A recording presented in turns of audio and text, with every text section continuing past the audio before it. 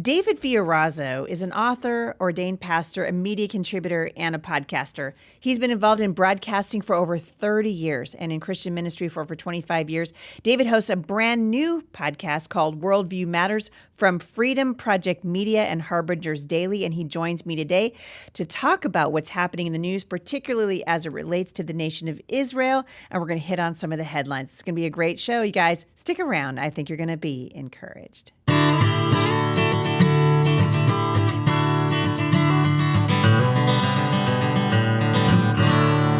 So David, my friend, welcome back to the podcast. Thank you, Heidi. Great to see you and great to be back. It's great to see you. I was just on your show. You have a brand new show called Worldview Matters. Tell me how that's going. Thank you. It's going very well. We kicked off early September and great guests. I love, probably like you can say the same thing. I love the people I get to talk to. And you're one of them, and I'm going to get you back in a few weeks. But it's been going well. People can subscribe at worldviewmatters.tv. That's an once-a-week email, but you can also go and watch their daily episodes, less than a half hour. So different topics. We've been doing Israel. We've been doing Bible prophecy. We've been doing the trans nonsense. We just did one on women's ministry and Halloween, different things. So check out worldviewmatters.tv. Thank you for allowing me to give that plug because it is a new show. And I'm blessed by so far, what I'm hearing so far. So thanks. Good. Well, it's exciting. You're one of those people I was just telling you before we started recording. I love having you on because you're interested in everything. And it's sort of, I have that similar vibe going on here at my show because I think if it's happening in the world, Christians should be talking about it. We should be interested with what's going on. I want to start today by just kibitzing with you about the situation over in Israel. Yes. Obviously, Israel declared war with Hamas, so it's rightfully they should when someone invades your country and kills innocent civilians and rapes women in the street and beheads little babies.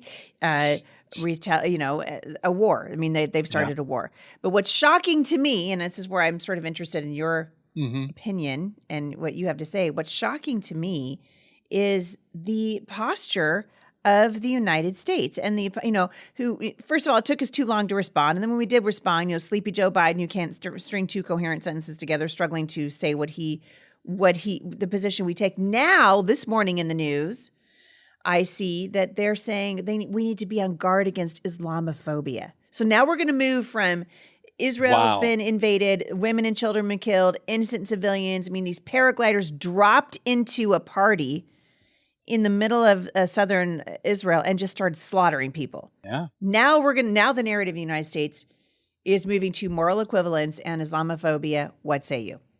Well, I've seen some of the videos. I watched what some journalists were putting out. If you dare, friends, and I want to encourage you, it's hard, you who are watching and listening, don't look away. Because that's kind of what happened during the Holocaust. People looked away and it was too gruesome, those that actually knew, and that was another story. But don't look away.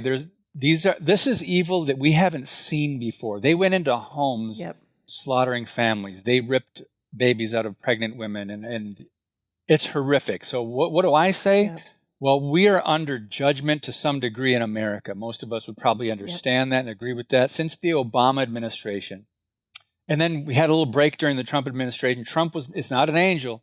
But I loved his policies, especially pro-life and pro-Israel. He moved the embassy, U.S. embassy, to Jerusalem. But one thing that we are experiencing now is we're giving money to terrorist organizations.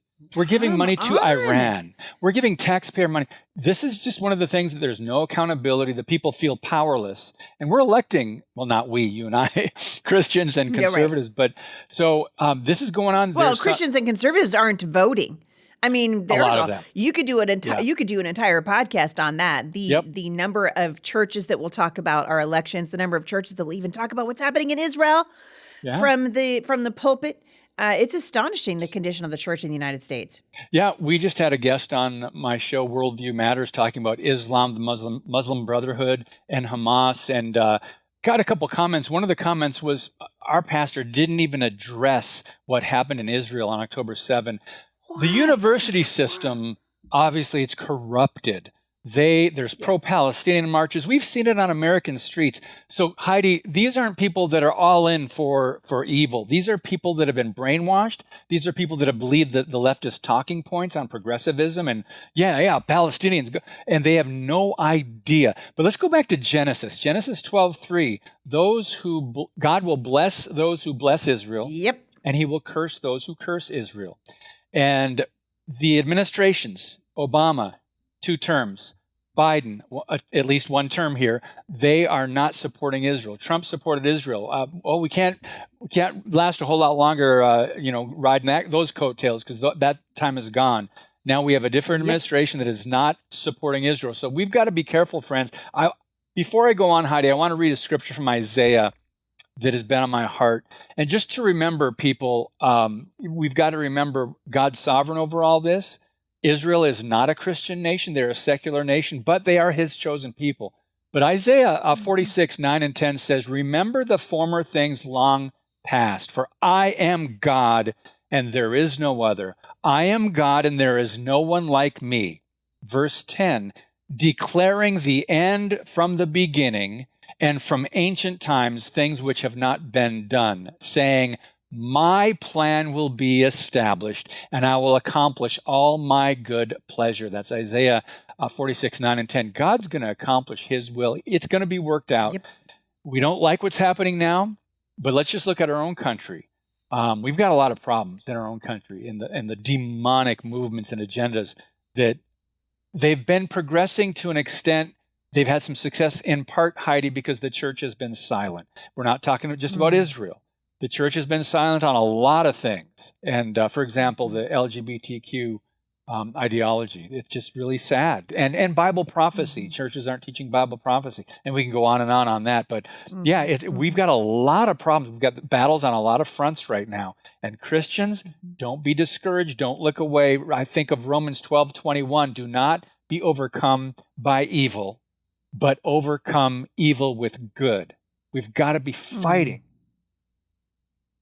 Yeah, I think a lot of people feel frustrated. They're discouraged. It's easy to just, hide your head from all the things. I listened to Ben Shapiro, who I think was one of the first people to say what you just said, which is don't look away. Yeah. And because Hamas filmed these atrocities, they're proud of it. I mean, the reason that we have these things on film is because the terrorists recorded it for us all, right? And so it's important that we not look away. And at the same time, I think we acknowledge a lot of people, Christians around the world, and even here in the United States, feel oppressed. They feel tormented by the evil. Doesn't matter where you go. You can go to the local library, and they've got drag queens, reading to your children. Yes. You look at the Christian universities. I just spoke yesterday on my show, about what's happened at Multnomah University and removing their statement of faith. There's just so many things going on in the culture right now with regard to just how Christians are having to process all of this stuff. Yeah. And you read a passage out of 2 Peter that really spoke to you. Tell us a little bit about it. Yeah, thank you. This is a really good segue because I want to address what's happening at a level that I didn't see coming.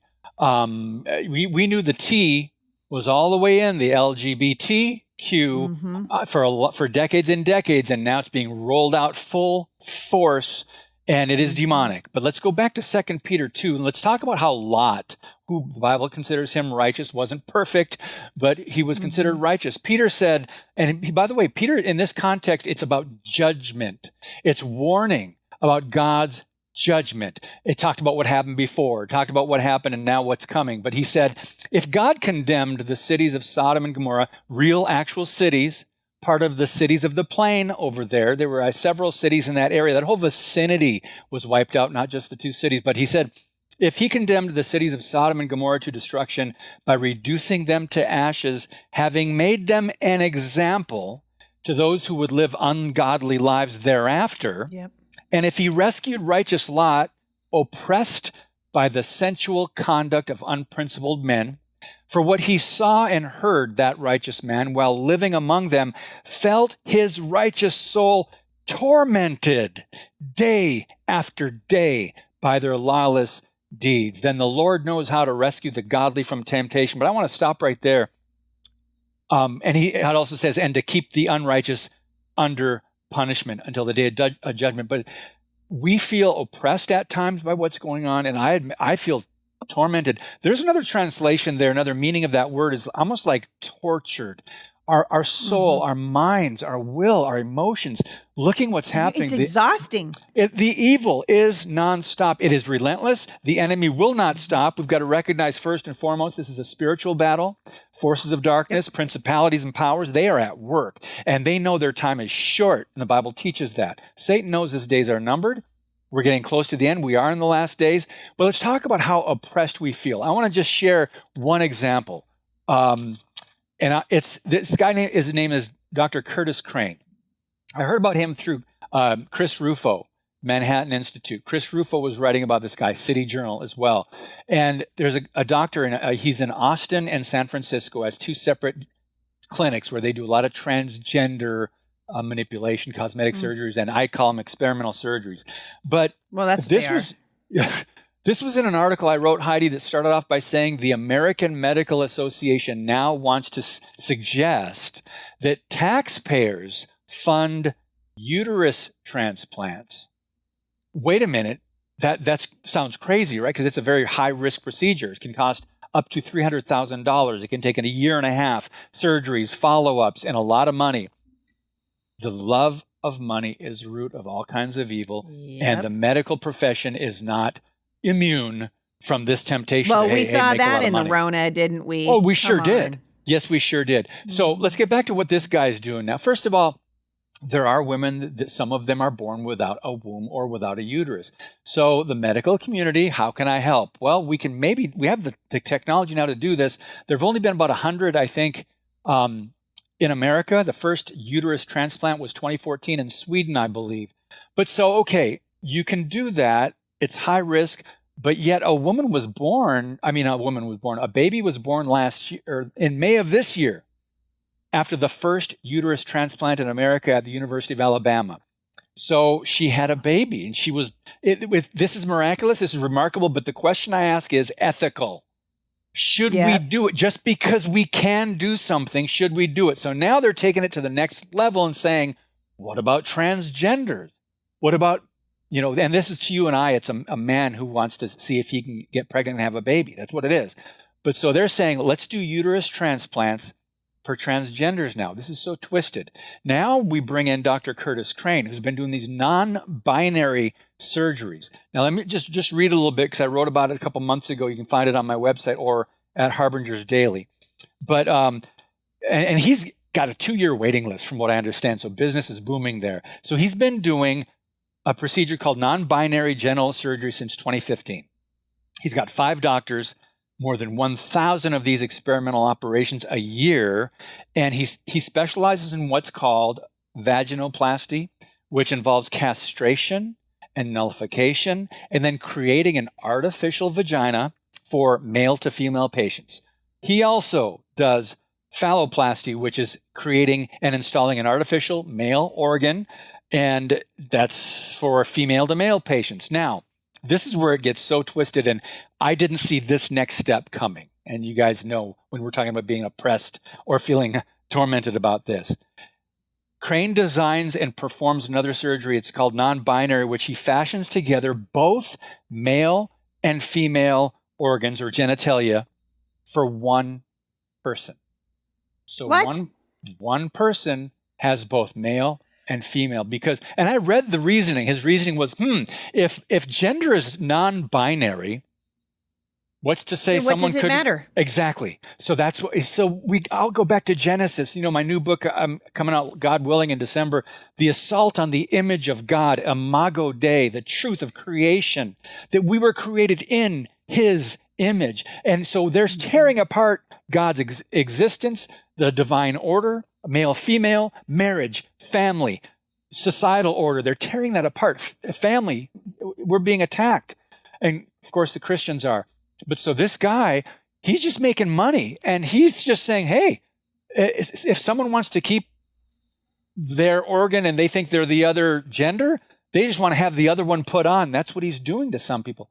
That is so amazing. It's going to come back. Really, you just hit the nail on the head, because this is a spiritual battle. It is spiritual from sun up to sundown. This is an attack against Creator God. This is the adversary, the spirit of the age, right? Sticking his thumb in the face of Creator God and saying, oh, yeah? Look what I just did to your kid over there. Look what I'm doing over here, right? We know that God created us in his image. He loves human beings, and Satan's after him. And I've been teaching here at Firmly Planted Family for the last several weeks. I'm taking audiences through the book of Revelation. And Awesome. we're talking about how prevalent now the spirit of the age is, and yet we were warned about this in Scripture. We weren't warned about uterine transplants. I just shared a post of someone the other day a transgender, right? So a dude who wants to be a woman, who said that he wants to get the first uterine transgender transplant so that he can have the first transgender abortion. This is sick. It is evil. It is an abomination before the Lord, and the church should have a voice. Yes. And that's one of the big issues, Heidi. We've had a lot of conversations, you and I, about the silence of the church, not talking about these things. It's deafening. Because, wait a minute, though, Heidi, it's a political issue, isn't it? No, this is an issue of morality. This is a direct assault on God, his word, on believers, on the gospel, on the truth. This is an assault, friends. So if your pastor, I'm going to say this, if your pastor is not talking about these things, I mean, Israel as well, but if he's not talking about issues of sexuality when it comes to what the Bible teaches on the morals that we have, our code as far as the Bible, that's our authority. The Bible is the final authority. If he's not teaching on these things, your congregation is not equipped. If he's just doing a topical sermon every Sunday and just whatever, gosh. So kids, and by the way, we can go back to Barna research too. We know that I think 67% of pastors, it was a high percentage of pastors don't even have a biblical worldview. But Heidi, let's talk about the kids. What are kids learning? Are kids being equipped? Only 13% of youth pastors have a biblical worldview. And my understanding over the past decades, when I heard the idea of a youth pastor, which technically is not really kind of biblical, but anyway, let's just let that go. They think they're just there to keep the kids occupied. They're not doing discipleship. They're not really, most of them are not. They just go, well, kids have short attention spans. They've got all the machines, they've got the phones, and let's keep them, let's have fun, let's play games. And you've, I'm sure, heard it's like some of the games that youth pastors play, and it's doing a disservice to kids. And so we've got a lot of trouble right in the church. So. Well, and it goes back to the outsourcing of parenting, right? So Christian parents for decades now, generations have outsourced parenting, and we've decided that it's the job of the pastor and the youth pastor to give our children that spiritual formation that God says is the responsibility of parents. And then you see the church stepping down from its role in the culture, and people say, you and I've talked about politics a lot because I was on your show quite a bit when I was running for Congress. The reality is 99.9%, maybe even 100%. of the issues that we're dealing with that are called political are moral at their root. Well, if they're moral at their root, the church should have a voice. We should be talking about this stuff. Yeah. What is your starting point? What is your pastor's starting point? If we are not addressing these things, I mean, we've got to go back to what the Bible teaches. And what's happening in our culture is no surprise. The left is they're pushing the envelope. Every time I'm reading some of these things, Heidi, what's happening, what they're doing, whether it's the government schools or in media or in the entertainment industry or corporations with the new DEI, diversity, equity, inclusion, whatever else they're pushing, and CRT, it's like they're going to do as much as they can get away with because there's not as much resistance or pushback from the people. And the church, of all people, the church should be the ones. If you love your neighbor, don't you want to protect your children, your neighbor's children? We should be speaking up and addressing confronting these issues. But we're not. Yeah. And like you've said many times before in your show, I mean, you wrote a whole book about this, about truth and how important it is. Love tells the truth. And the church decided a long time ago that it would sacrifice truth on the altar of mercy.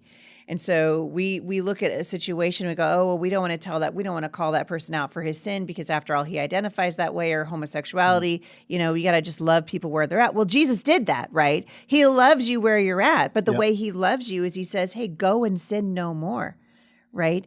And we've kind of gotten away from that in the church today. That's a good point, because we have to remember, and friends, whoever's watching and listening, these people are lost. Many are not deceivers. Most of them are deceived. Yes, that's and right. they are completely lost and they're confused. If you heard the same talking points from when you were in kindergarten through, I mean, you said a very good, very important point that it's got to start at home. If parents aren't raising their kids on the biblical worldview, where are they going to get it today? Yep. The left has hijacked all the major institutions. They are not going to get the biblical worldview anywhere because they're not even getting it at church sometimes. So you need to get it at home. You need to give it to them at home. But so they're growing up hearing all this. We can't be surprised when they end up to be social justice activists and think, oh, yeah, I guess if whatever they say, I'm supposed to be putting my communist fist up in the air and saying Black Lives Matter, not thinking about Marxism and the demonic-driven movement that is the Black Lives Matter Global Network Foundation that is funded by the left. Who doesn't care one whit about Black people. They don't care. No. They don't care about the Black unborn. They don't care about Black conservatives. Exactly. They don't care about Black police officers. This is not about the Black community. This is about promoting a political agenda. We've got to do better than this. We have to be wise as a serpent, Jesus said, and gentle as a dove. And man, I'll tell you, what an amazing time to be alive. Yeah, I'm glad you said that because I was just thinking, we have an opportunity our grandparents or great-grandparents didn't have. They didn't see what we have today in our culture. They didn't see it coming. They didn't by a long shot. By the way, one of the chapters in my new book is going to be, actually it is, I already wrote it. What would our great-grandparents think about what's going on today? Can you imagine? That was before the internet, before the public schools went to what. So we've got a lot of issues, Heidi, but it all comes down to the gospel. We are here for such a time as this. And as long as there's breath in our lungs and our hearts are beating, we are messengers of reconciliation. We are ambassadors for Christ. Ambassadors represent their king. So I'll look at you and say, friends, are you representing your King, Jesus Christ, the Lord? Are you representing him outside of your home? I mean, I'm sure you are in your home before your children. Hopefully that's a given. But what about when you go outside that door? Because that's who needs to see the light.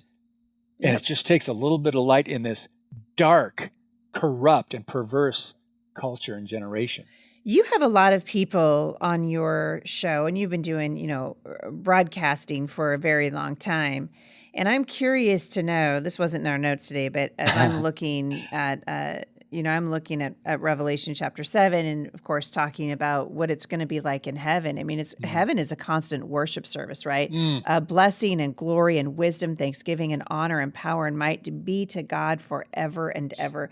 And the age of the church, I believe the church age is coming to a close. I think that we are very near to the rapture. I mean, certainly we are much more close now than we were 10 years ago. And we don't know if we're looking at another 10 years or another 50 years.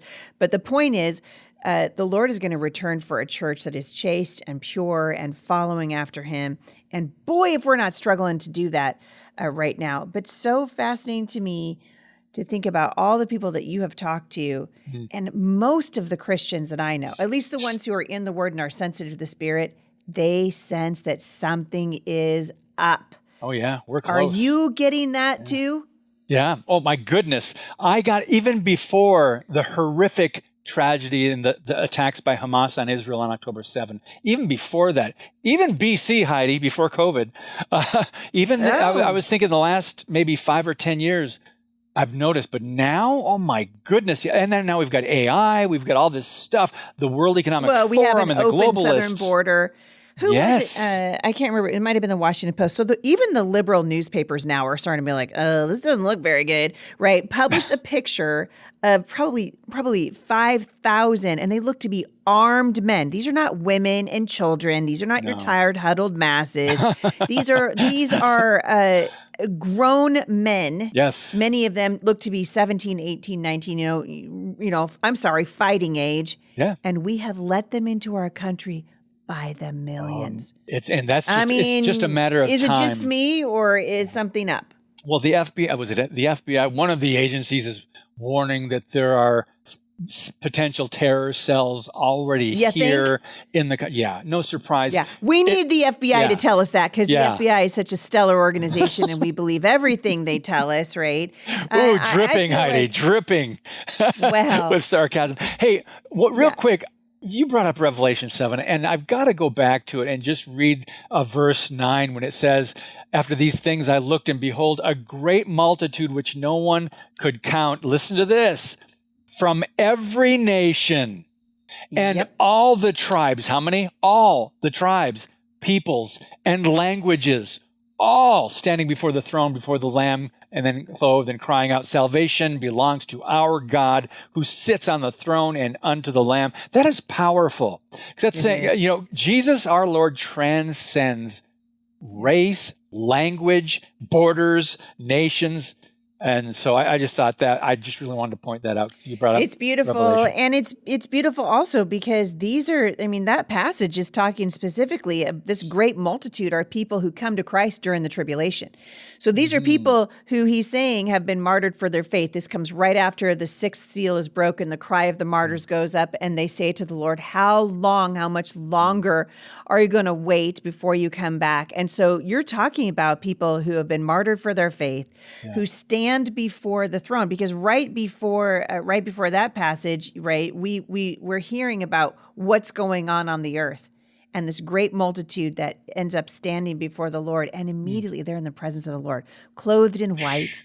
Like, this is what's coming. Wow. And even in the tribulation, people who have still been left on the earth after the rapture of the church and have been shaking their fist at God, come to know him during some of the most horrific times to be alive on planet Earth. And immediately after they die, they are standing before the Lord in heaven. It's an incredible thing to behold. Yep. I love that book. I thank you for teaching it. I mean, there are some pastors who won't touch it. So I mean, there's a lot in there. I think of the letters in Revelation 2 and 3, the letters to the churches. When someone, might say, well, what would Jesus say to the American church today? I'm going, well, for starters, first, we have an idea, but let's go back to what he said to the churches in Asia Minor. And those were at that time, there were eyewitnesses still alive at that time, and the churches were having issues. The five of them were being rebuked, including the lukewarm church at Laodicea. So we're like the United States of entertainment, the lukewarm church that's so focused on culture and so distracted. And I want to encourage don't even get me started on the Dove Awards. Oh my boy. Well, in this culture that we live in, right? The celebrity culture. We've turned our pastors into celebrities. We've turned worship leaders into celebrities. We hang out in the green room, right? And instead of ministering to the people, and yet Jesus said, "You want to be great in the kingdom of heaven? He who is the least will be the greatest." We got it backward. The American church has it backward. I'm glad you brought that up. There's something, we were talking about what happened in Israel. Horrific, unprecedented evil, new ways of doing evil and filming it. And then what happened just in clinics and in some children's hospitals in America that are doing these gender affirmation surgeries. I think that's what they're gender affirming care. Boy, these people are. But I think about just so much else that's going on that we have to take a step back and go, all right, God is not surprised by any of this. And I think we need to remind ourselves, he's not up there pacing, and we shouldn't be either. But the church needs to say something. The church needs to speak up. I think of Dietrich Bonhoeffer, the famous, he was one of the third of confessing church in Germany, not the professing church, which 2/3 of them caved and went along with Hitler, either to conform or they actually thought maybe he was going to do something good for the nation. But Dietrich Bonhoeffer famously said, silence in the face of evil is itself evil. Yes. Not to speak is to speak, and not to act is to act. God will not hold us guiltless.